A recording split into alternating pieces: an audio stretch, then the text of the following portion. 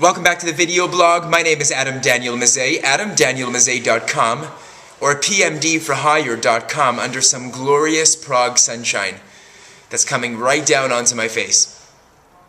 So, there has been a recent podcast done by somebody who I respect very much. His name is Miles Maker. He has a podcast, a cinema podcast, an indie filmmaking podcast called Tastemakers, formerly Converse Cinema. And you can dig around for that, Miles, M-A-K-E-R. And one of his recent guests was Sherry Candler. Of course, Sherry, the marketing goddess Candler, who's one of the preeminent marketing specialists and distribution specialists in the indie world. She was his guest recently on that show. And there was a bit of a, I will call it a controversial discussion, because the entire thing about PMDing has of late been rather controversial and exciting for that matter. It's definitely not a boring field. About PMD nomenclature, how they're branding themselves, how do they go out into the marketplace amongst indie filmmakers and promote their services and such. What's a good name for the company? How do PMDs, how should they call themselves? How should they basically tell filmmakers what they do and such? And so there was a bit of a debate as to whether or not the name PMD for hire, the for hire portion of the name, is actually good for branding for other PMDs. It's not really what has to do with the way I promote my services, but in terms of how other aspiring and would-be PMDs feel about somebody who calls themselves PMD for hire. So now I'm going to take the time to actually address that point, because I needed to give it a day just to sort of percolate in my head, and I have some clearer ideas.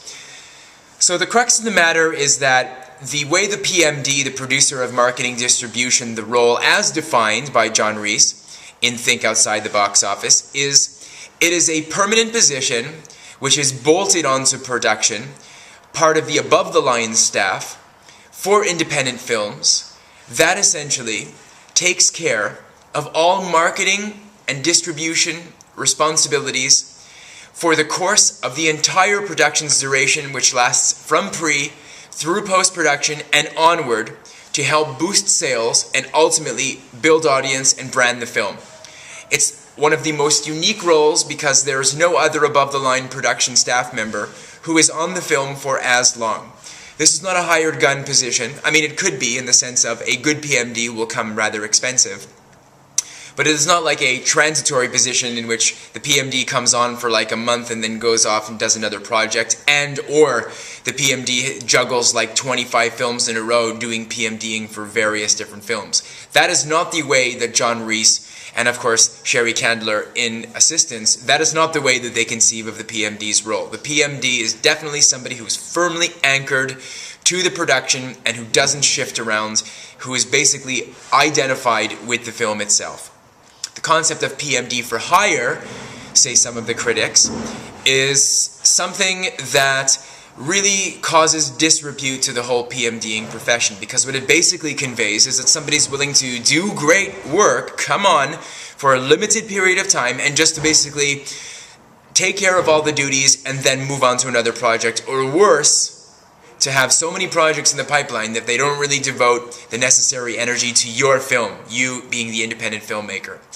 I'm not really sure that that's an accurate depiction, to be really honest, because I think that what we still need to do as PMDs, as I'm discovering as I work through, different lists of producers, and as I basically, not cold call, but I look at films that I would be interested in PMDing and adding to my portfolio as a PMD, and I reach out and I basically send very short proposals, very short, very brief proposals with a couple of links for indie filmmakers to check out if they're curious, if they have not heard about PMDs. And what basically needs to be done is we need to establish a momentum amongst PMDs to remove the stigma of us being publicity people or PR hacks. What I'm noticing on the replies, very polite, very brief, I note, very targeted. This is not a spread shot approach. What I'm noticing amongst prospective clients is that they think PMDs are nothing but PR hacks. Forget about whether or not they think they're good hacks or bad hacks, or whether they're scam artists, or whether they're actually legitimate business people. But we got to get over that hump of being PR hacks. And that means that we have to there's going to have to be a bit of a transition period where you basically are not going to be able to convince somebody that you're either worth the price that you're asking to be on the film for as long, or even to convince them that you're needing to be on a production for a year or 2 years' time. There's going to be somebody out there who's got to basically hustle the position and get some legitimacy for the position.